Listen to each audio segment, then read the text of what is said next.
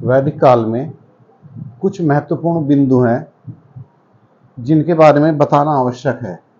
वैसे इनके बारे में हम पहले बता चुके हैं। जैसे कि ऋग्वेद है, इसका जो पुरोहित होता था वो होत या होत्र होता था और इसके कार्य थे देवताओं को ये आहूत करना, देवताओं का आह्वान करना।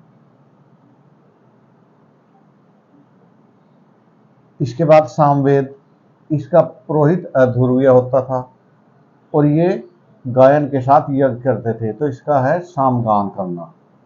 इसके बाद यजुर्वेद, ये उद्गाता होते थे। विधि भाग की व्याख्या, क्योंकि यजुर्वेद गद और पद दोनों में है, तो वो गद का अध्ययन करते थे, पद का अध्ययन करते थे और गद के द्वारा यानी कि फिर उस भाग की व्याख्या करते थे।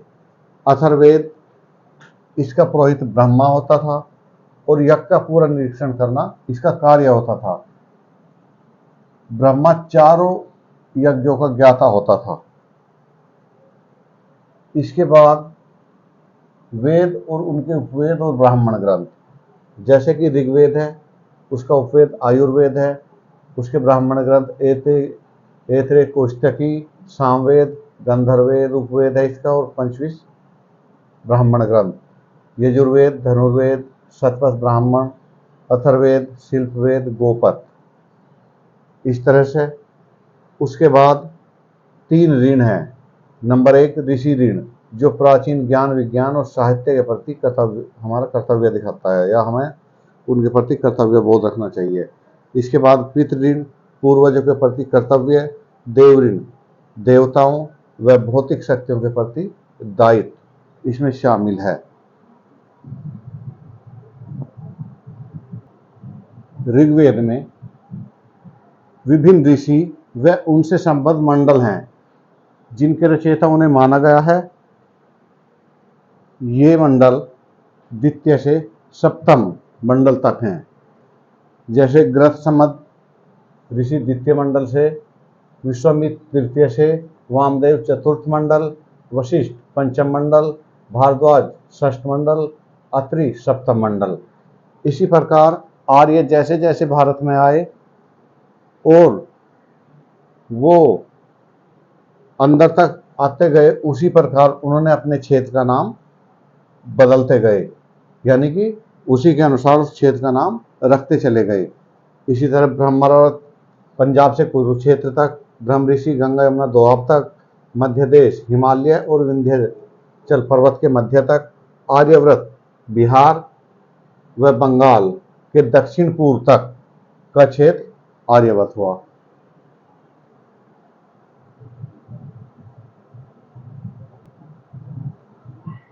इसी प्रकार विभिन्न राजाओं का क्षेत्र, उपाधि व उन्हें कौन से यज्ञ करने के अधिकार प्राप्त थे। इसमें प्राची यानी कि पूर्व में मगध स्थित था, वहां के सम्राट थी उपाधि वहां के शासक की, और वो वाजपेयी यज्ञ करते थे। दक्षिण में सारवत यानी कि यादव थे और उपाधि भोज स्वरमेध यज्ञ करते थे। प्रतीची यानी कि पश्चिम में, पश्चिम भारत भौगोलिक क्षेत्र था, स्वैराट की उपाधि धारण करते थे, अश्वमेध यज्ञ करते थे। उदीची यानी कि उत्तर भारत, इसमें उत्तरी कुरु व उत्तरी मद्र राज्य शामिल थे, ये विराट की उपाधि धारण करते थे, पुरुषमेध यज्ञ करते थे।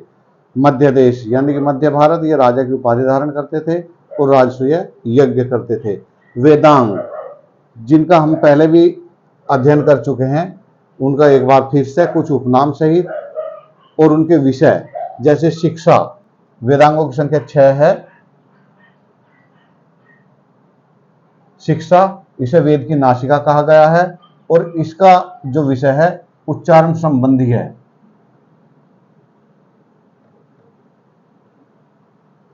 कल्प, इसे वेद का हाथ कहा गया है, इसमें विधि विधान दिए गए हैं। व्याकरण, इसे वेद का मुख कहा गया है और शब्दों की मीमांसा इसमें की गई है। निरुक्त, वेद का स्रोत कहा गया है, कठिन शब्दों की व्याख्या इसमें दी गई है। छंद, वेद के दोनों पैर कहा गया है इसे, और संगीत बद्धता और लय है इसके अंदर। ज्योतिष, वेद का नेत्र है, शुभ अशुभ मुहूर्त का निर्धारण इसमें किया जाता है।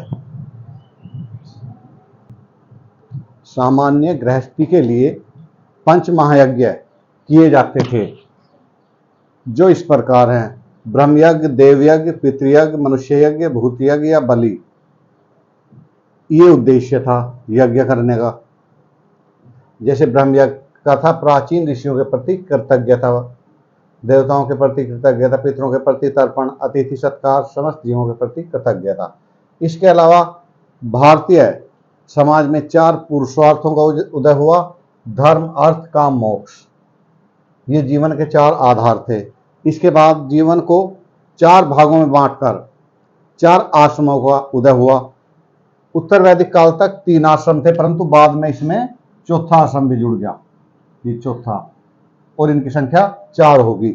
इसमें व्यक्ति की आयु 100 वर्ष मानकर 25 वर्ष ब्रह्मचार्य के लिए, 25 वर्ष गृहस्थ के लिए और 25 वर्ष वानप्रस्थ के लिए और 25 वर्ष संन्यास आश्रम के लिए दिए गए थे। इसके बाद भारतीय दर्शन भी बहुत महत्वपूर्ण है, जिसकी विश्व में अपनी पहचान है।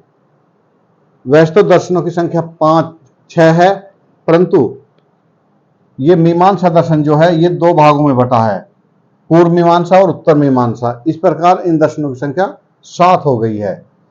ये दर्शन है और ये इनके प्रवर्तक हैं। ये परीक्षाओं में अक्सर पूछे जाते हैं। एक स्थान पर देने से इन्हें याद करने में सुविधा होगी।